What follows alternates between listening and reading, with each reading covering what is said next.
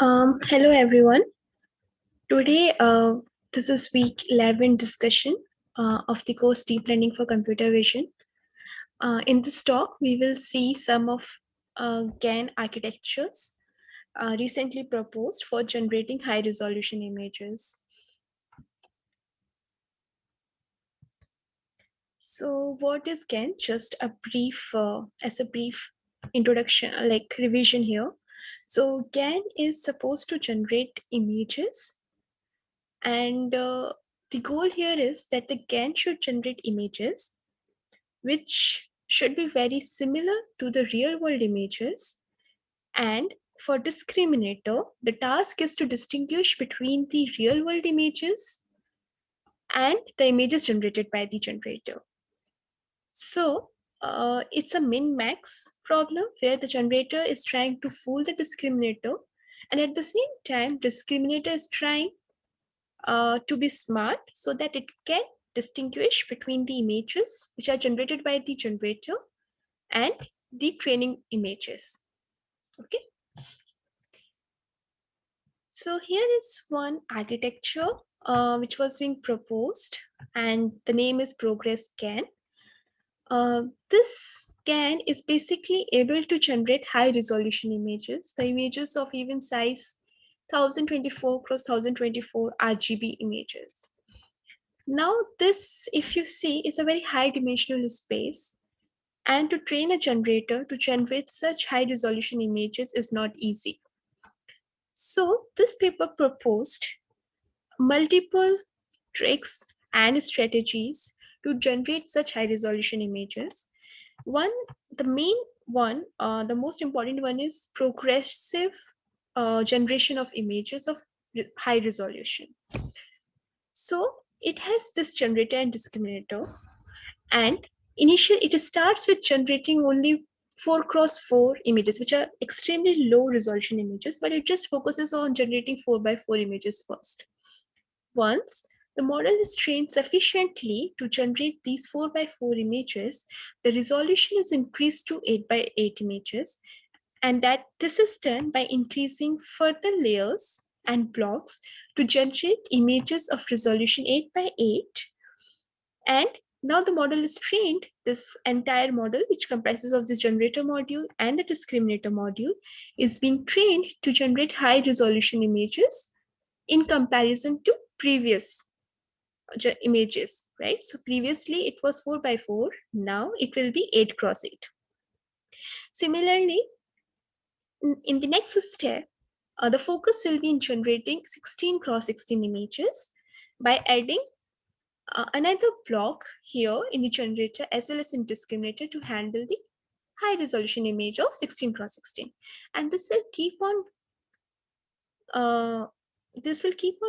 adding the layers both in generator and the discriminator till we have the final desired resolution of 1024x1024.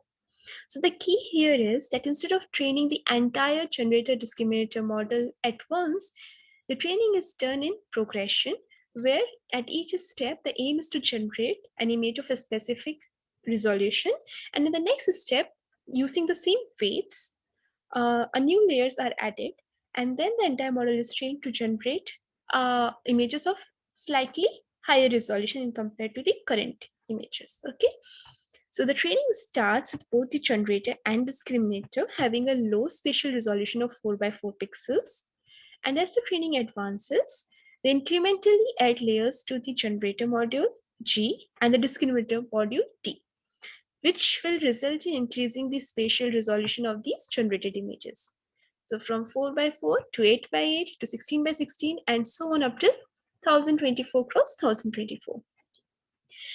And all the layers which are there in the network are trainable. So it means that when we are generating images, say of 8x8, then we are also training the images layers of this 4x4 block as well.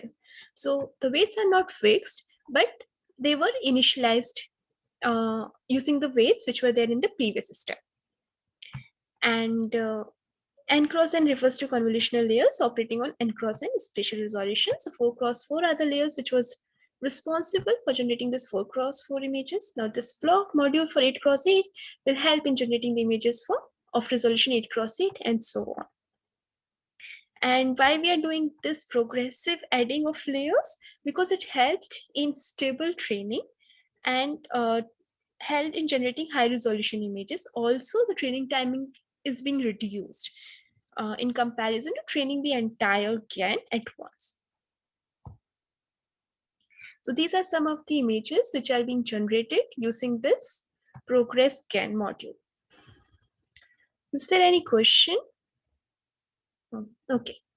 So these are the images which are being generated. They're quite high resolution as well as very realistic.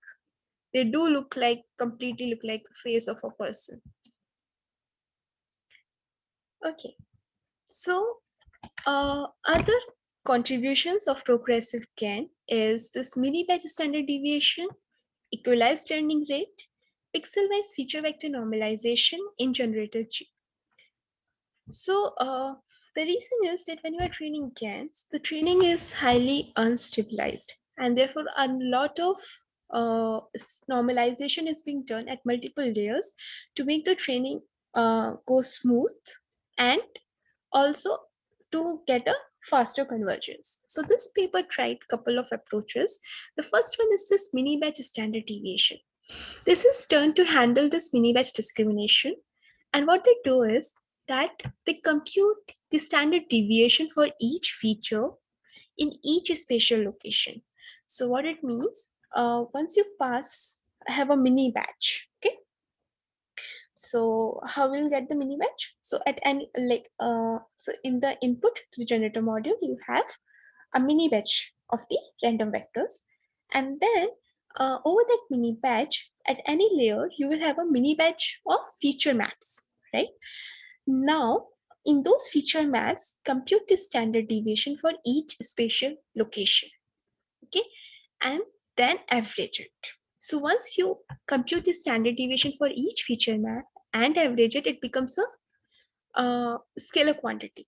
Then replicate it, okay, of the same shape as the shape of the mini batch and concatenate it to get one more feature map.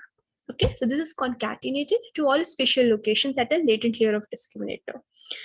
And this is how the mini batch standard deviation is being applied for more smooth and stabilized training.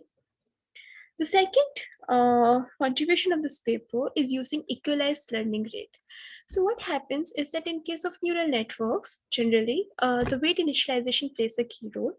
And as a result, we generally try to use Xavier initialization or K-mean initialization instead of using random weights for the convergence of the model, right? Now this paper said that instead we can also do this so they just use this standard Gaussian to initialize the weight of the model, but at the same time they used this equalized learning rate where they have this wi hat wi tilde as the wi scaled by this c, where c is a per layer normalization constant. Okay, so it's a constant, you're not learning it, right?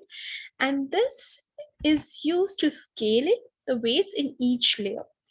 Why we are doing this? The reason is that when we are having this learning rate update, so remember, whenever we update the weights in a neural network, is generally w at t plus 1 is equal to negative of the step size eta into gradient computed at for wt plus wt, right? So this eta, which we are having here, also depends on the gradient of the weight as well as the initial weight value, right? And this is so because the gradient, when you are computing it, we are computing it at wt. So to make sure that all the weights are getting properly learned in the network, and this learning rate is, so what will happen if we have the same learning rates? So now, if we have the same learning rate, then there are weights which have smaller magnitudes and there are weights which have higher magnitude in the network. And their learning will be different because of their magnitude. So to equalize that, we use this thing. And this helped in faster training and convergence. The third is this pixel-wise feature vector normalization, and this is only done in generator and not in discriminator. So for this, what they do is they normalize the feature vector in each pixel of the generator G after each convolutional layer. And how we normalize it? So the normalization simply goes as this. So a x comma y is representing the value of the feature map at the location x and y. Okay, so a of x comma y divided by the ax comma y of j. So j is here the feature maps. Okay, so if there are 10 feature maps, and then of j equal to 0 to 9. So n here will be 10 in case of 10 feature maps.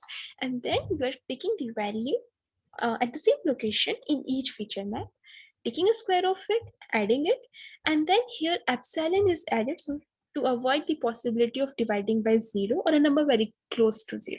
Okay, so for that we have this epsilon. And then when you divide this by the sum of the squares of the value across feature maps at the same location, you get the normalized value bx comma y. So this is how the feature vector are being normalized in generator. And so these are the three key strategies used in training the progressive GAN, along with training advances in steps. Okay. The other GAN, so these are the examples of some of the examples which are being generated by the progressive GAN. So R here represents the progressive GAN output, and these and the images in the first and the second column represents the images generated by some previous work by Mao and Gulrajani. Okay, and here you can see in case of the progressive GAN, the output images are very realistic, photorealistic, as well as they're able to capture. So the images which are generated here captures a lot of finer details. For example, if you look here, even you can see outside the window, it has been able to capture certain details of the environment. Similarly here, like outside the window, you can see that this image is able to capture some of the information about the trees which might be present outside the window, and this is completely realistic. Okay, the next GAN architecture I want to discuss is Style GAN. So in case of a Style GAN, is this that okay, so why we need this? So generally what happens with most of the GAN architecture is that they have limited control of specific features. Okay, and Style GAN will automatically learn, and it basically has this unsupervised separation of high level attributes. And what are the high level attributes? So high level attributes are the attributes which are understandable to us, like for example the pose or the identity of the humans, and for example the variation in the hair color, the hairstyle, or some control attributes, okay, which may be like for example, long nose or a smaller nose, and so on. Okay, and for that we had this Style GAN. So this is the architecture of the Style GAN, where we have this random vector which will be given as an input to the generator module, and it will be normalized, and then it will go to this mapping network. So this mapping network is a series of fully connected layers without changing the dimensionality of this initial latent code.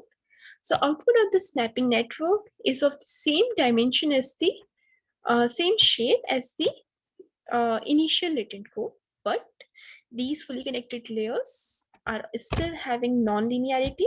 So it is not exactly same, only the shape is same. So we have got a mapping network where we are able to take a latent code and map it in the same space, and then we will give it as an input to this synthesis network, where the synthesis network will focus on generating high resolution images starting from low resolution images. Okay, so give me a minute. I'll add people to the call and then we'll resume.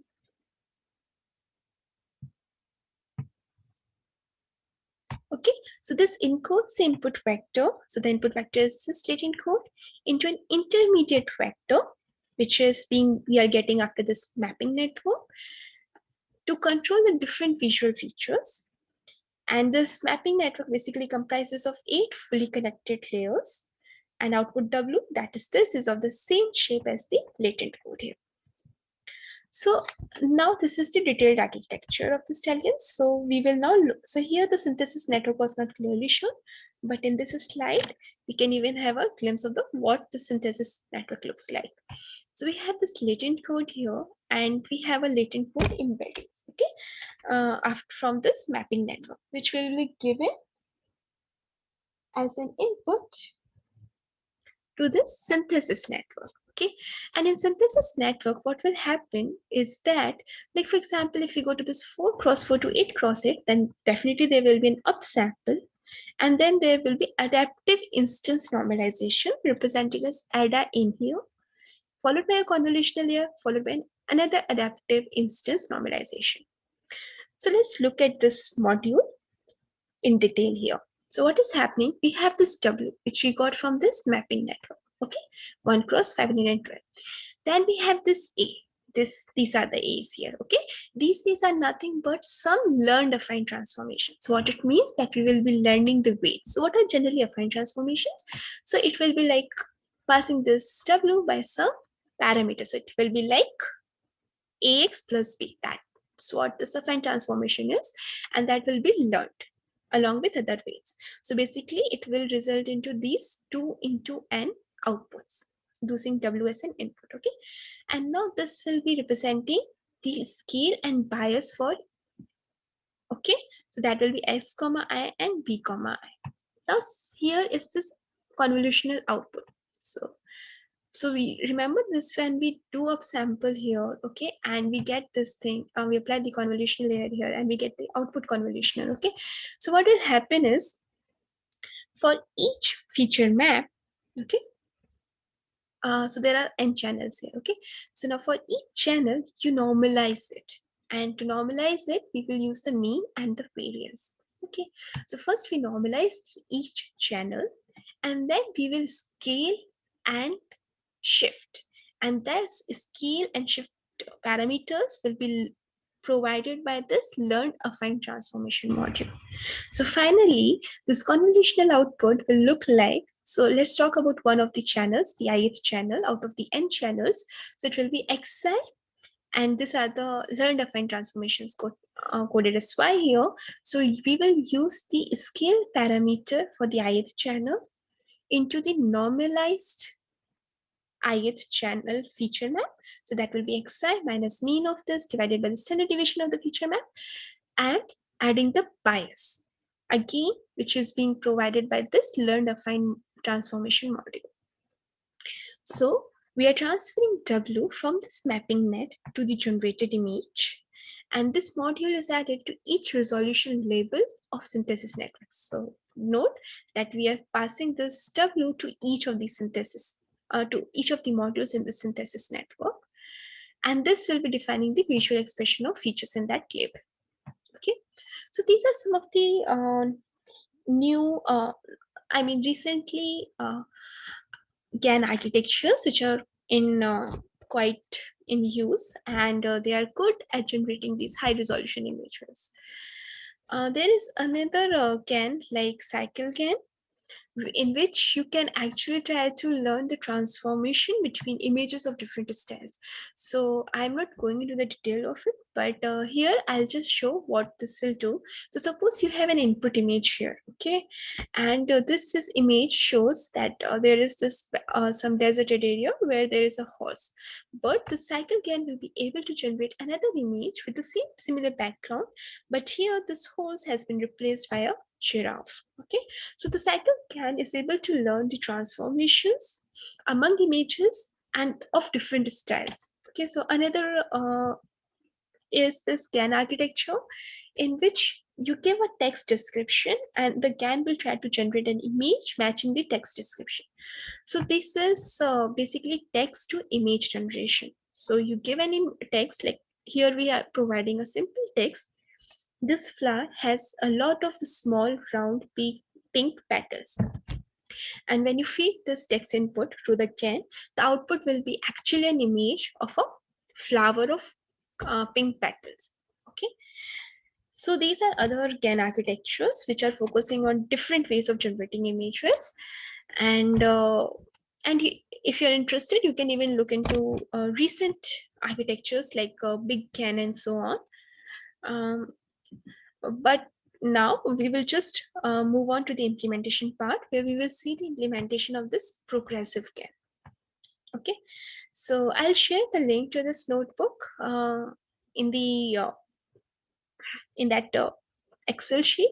This is also available on the GitHub link, which was being sent to all of you in the email.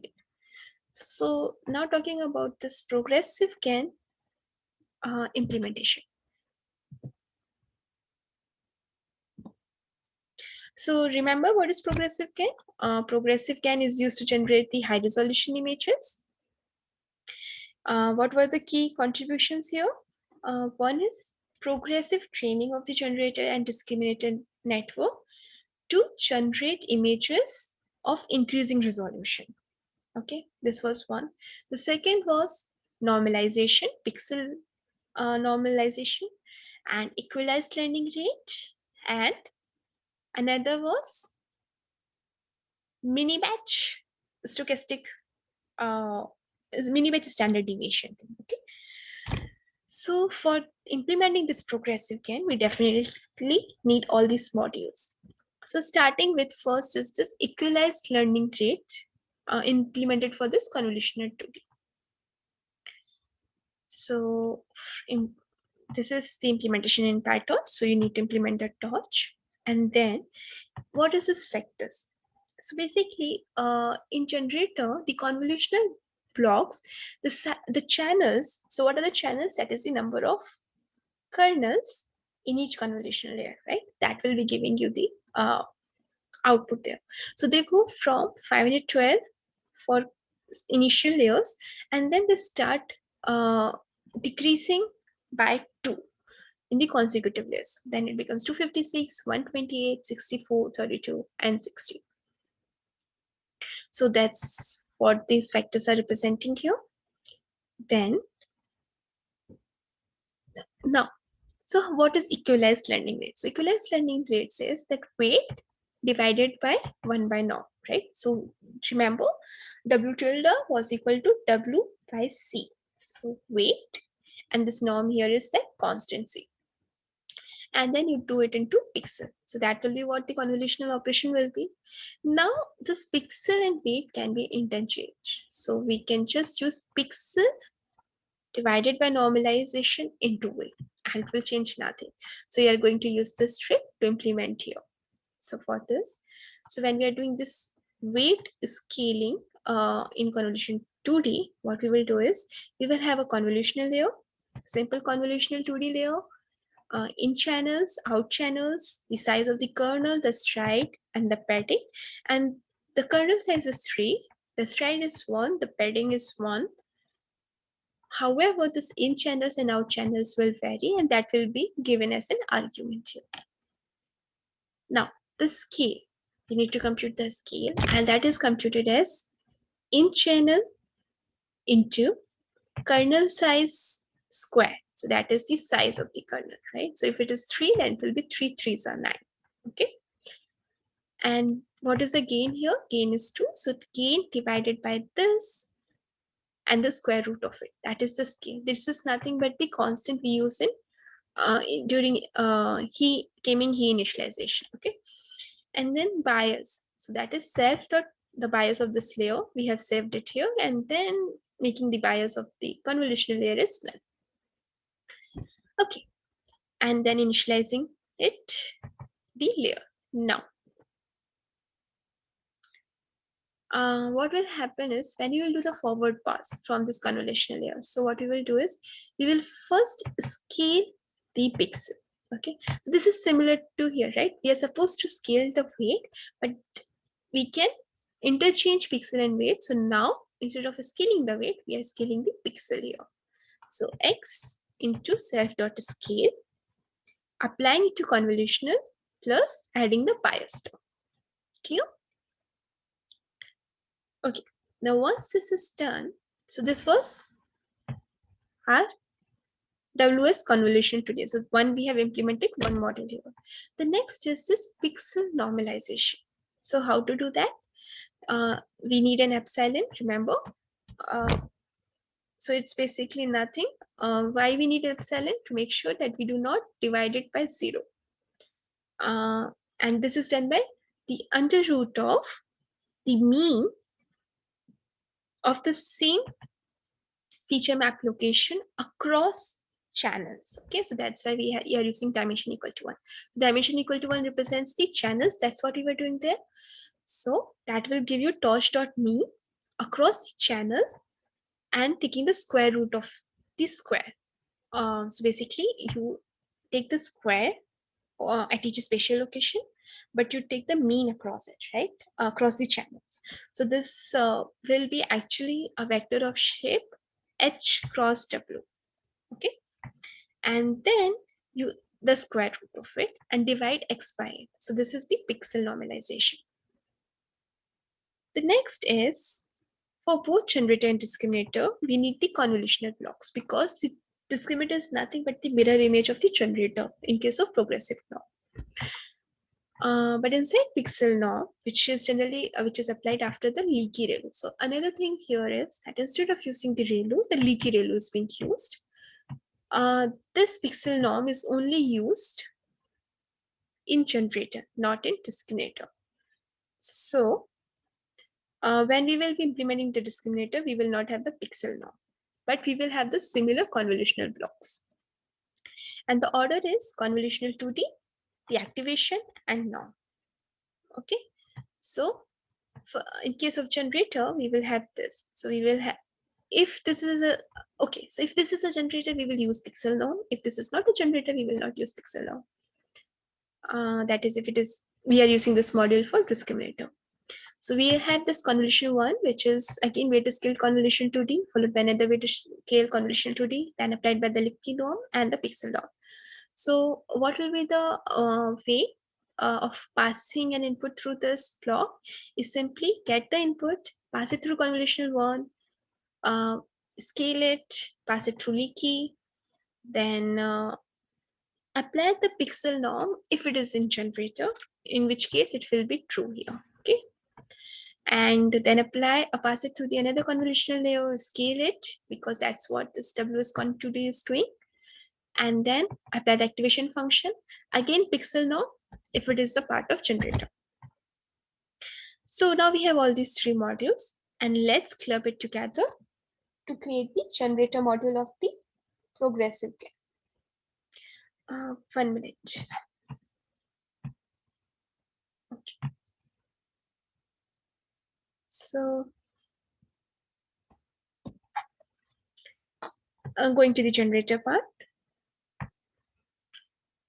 So for generator, this is the initial model, which is basically pixel norm, convolutional transpose 2Z that will be used for upsampling, leaky ReLU, convolutional 2D with weight scaled, leaky ReLU and pixel norm. Okay.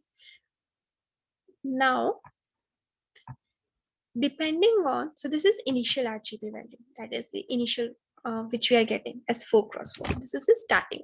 After that, depending on the number of factors we have, the number of high resolutions we can go to or we want to desire, depending on that, we will add these things to the progressive blocks and the RGB layers. Okay, so progressive block is nothing but this convolutional block which we have defined here. Okay, so that will be comprising of what?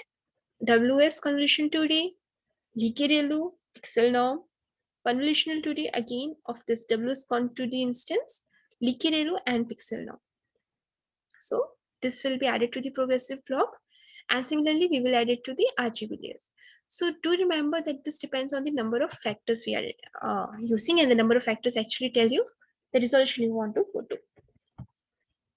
Now there is this concept of fading. So what is fading? Fading says that when we add new layers to the network, because we're adding new layers to the network, right? These are untrained layers. So to reduce the impact on the training of the model, to stabilize training, we will initially start, we will try to fade in its effects, which means we will have this residual connection, but it will be controlled by alpha, and that alpha will be used here. Okay, so this alpha is defining the control. So it's nothing but the output of the new layer times alpha plus 1 minus alpha times the output of the previous layer upsampled by 2. So torch.10h of alpha into generated, this is the output of the added block. So for example, if we are talking about 8 cross 8 layer, so it will be generated will be the output of this 8 cross 8 module into alpha plus 1 minus alpha times of upscaled, and this upscaled will be representing the upscaled version of the output of 4 cross 4 module. Okay, and then for the generator module, what will be the forward pass? The forward pass will be very simple. Given this x, which is this random vector, and then alpha, which is defined as the hyperparameter here to control the fade in between these new added layers and the previous layers of the new added layers, and the steps. So step 0 represents the 4 cross 4 output, step 1 will represent the 8 cross 8 output, and so on. First pass it through the initial. So this is the initial module we have in the generator. Then if a steps is 0, that is we are just interested in this 4 cross 4 output, then simply pass it through initial RGB. Otherwise, depending on the resolution we are interested in, pass it through that many progressive blocks.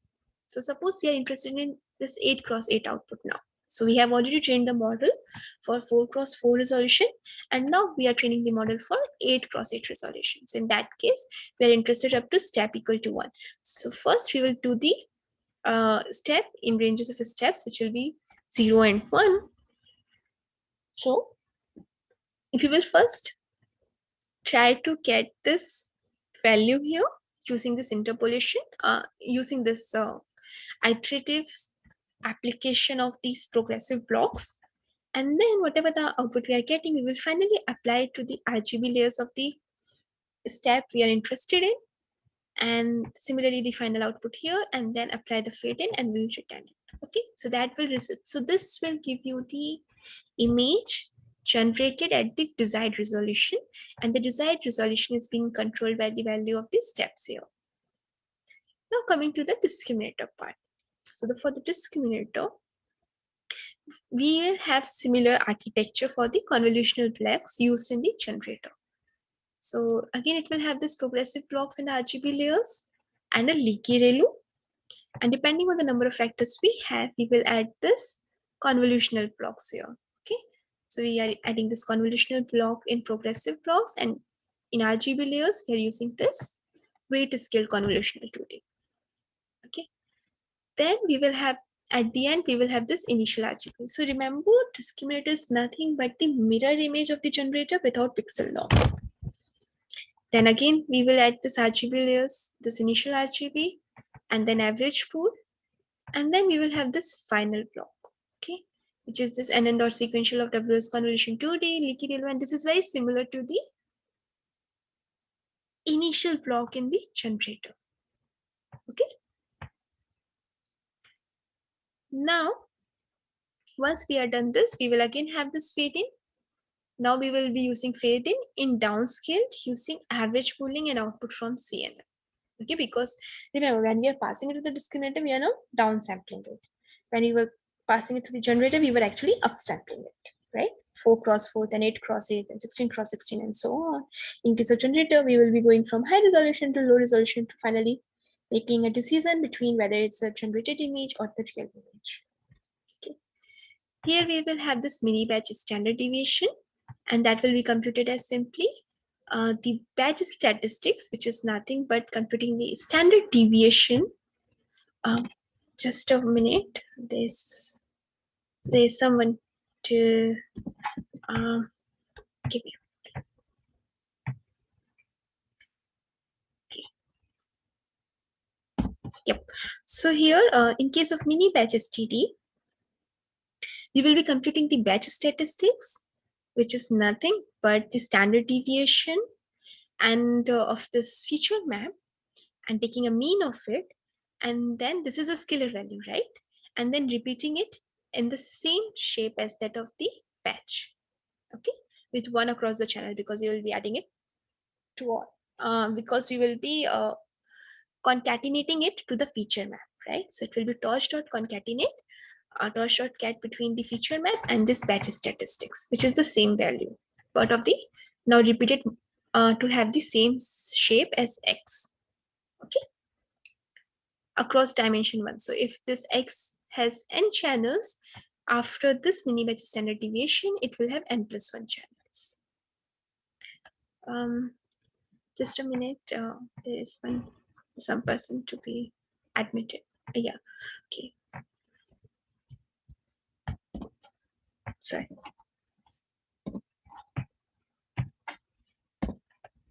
Okay, and then during the forward pass in the discriminator,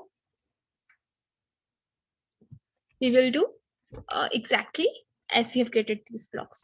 So whatever is the output coming from the generator or the real world image, that will be first passed through the so we will get the current step, which will be basically the length of the progressive blocks minus the number of steps. And because do remember that in generators we have added the steps like 4 cross 4, 8 cross 8, 16 cross 16, and so on. However, in discriminator, it is in the other way around. So it will be 16 cross 16, then 8 cross 8, then 4 cross 4, and so on. And that's why we are doing this thing here.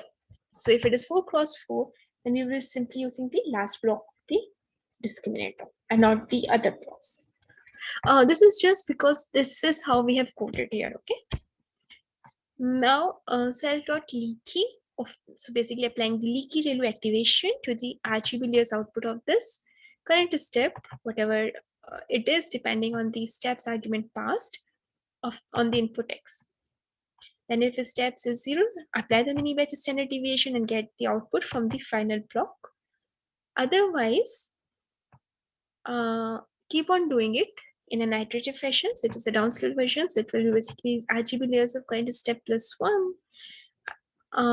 Apply the leaky activation, then the average pool, and then get it output. Okay, and then we will have the fade in as well, right? Similar to the fade ins we have in the generator, and then do it iteratively if there are more than one steps you're looking to, and then finally it will make the prediction.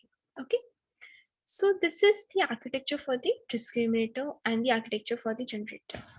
Now, just to see whether this architecture is correct or not, we can do a simple test here. What will be the test? So the set dimension here is 100. Okay, that will be the input to our generator. In channels is 128. The image channel is 3. So you're interested in RGB images, and the generator is basically the input dimension, the number of the in channels, and the image channels. So this is the generator here. Okay, the module generator we defined here, which is taking these 3 as the arguments. Okay, to decide the shape and size of different filters in these different convolutional layers. Okay. Similarly, critic is representing the discriminator, which is an instance of the class discriminator, passing in channels and image channels as the argument to it. Now, for image size in 4, 8, 16, 32, 64, 128. So here we have done it only up till 128, but you can extend it to 1024 and so on. We need to see that the image which is getting generated, is it of the same size as we are interested in? And the discriminator, when that taking the output of the generator, is it giving a decision which is of this shape 1? Because it just has to say whether it is generated by the generator or the discriminator, right? So if it is generated by a generator, then the probability should be close to 0. And if it is generated by if it is a real image, then it should be close to 1. So applying, so we have this image size, the number of steps will be depending on the image size here, right? So for 4, it will be nothing but 0 because that is the initial step. If it is 8, then the steps will be 1 and so on. Now Z is the input to the generator, which will be used to generate images of different sizes here. And the dimensionality of Z is defined by ZDIM. So using torch.random function to create a random input to the generator of size 1, comma dimension of the Z, comma 1, comma 1. Okay, is that clear why it is? Because we are passing it to the convolutional layer, and convolutional layer is basically expecting an tensor of size 4, where the first size is representing the bed size, the channels, the height, and the width. Passing it to the generator and getting the output. So this generator is representing the image that should be generated by this generator. So first check should be that the image generated is exactly the same size as the size we are interested in. So if image size is 4, then the generator should return an image of size 4 cross 4. So checking that the generator dot shape should be as 1, comma image channels, which is 3 because we are generating RGB images, and this resolution of this image should be same as this IMG size variable in the loop. Okay. Why we have one? We have one here because we provided input of with pad size as 1. Okay. In case we have provided 10 random vectors as an input, the generated shapes should be 10 images of resolution image size cross image size. The next check can be passing this output of the generator to the discriminator and checking whether the discriminator is giving you an output of size 1, 1, which means a single value, right? Why again 1 here? Because 1 is the batch size here. So if we had the 10 here instead of 1, then the output of the critic generated, the shape of this output of the discriminator represented by critic generated variable here will be batch size, which is 1 in this case, comma value 1, because it is just giving you a single value, right? And if this is true, that all these assertions are met, then only this function, print function, will print the value which is success at image size. So you can see here that the architecture which we try to implement, comprising of the generator and discriminator of the progressive GAN, is in fact working fine, and it is generating the images of the desired resolution, as well as the discriminator is able to handle these images and provide us an answer, a single valued answer, specifying whether it is generated by the generator or is it actually a real world image. If you're interested in further detail of this progressive GAN, I'll suggest you going through the progressive GAN paper. It has even very interesting images and results to see how good they are doing on it. Okay, and you can even find try to understand the architecture which is provided in very detail in the appendix. So now I can take the questions from the assignments or the past lectures.